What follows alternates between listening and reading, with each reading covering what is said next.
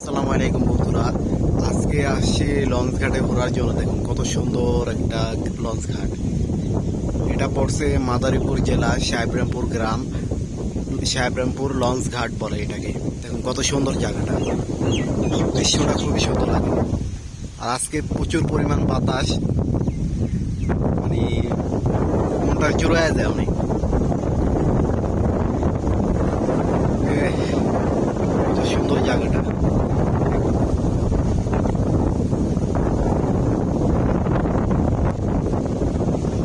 জায়গাটা আপনাদের কাছে কেমন লাগলো কমেন্টে জানাবেন। আর এত পরিমাণ বাতাস, মানে খাড়ায় থাকার মতন কোনো অবস্থা নেই। আর ভিডিওটা যদি ভালো লাগে তাহলে লাইক কমেন্ট শেয়ার করে দেবেন মনে করে। দেখুন,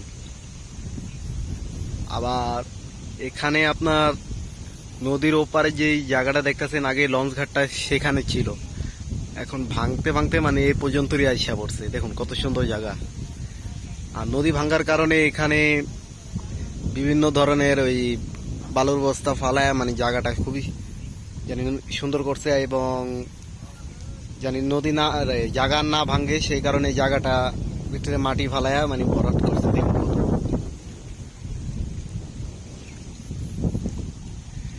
আর আগের তুলনায় বর্তমানে সুন্দর লাগতেছে এই জায়গাটা অনেক। আগে অতটা সুন্দর ছিল না। আমার লঞ্চ ঘাটটাই খুবই সুন্দর লাগতেছে। দেখুন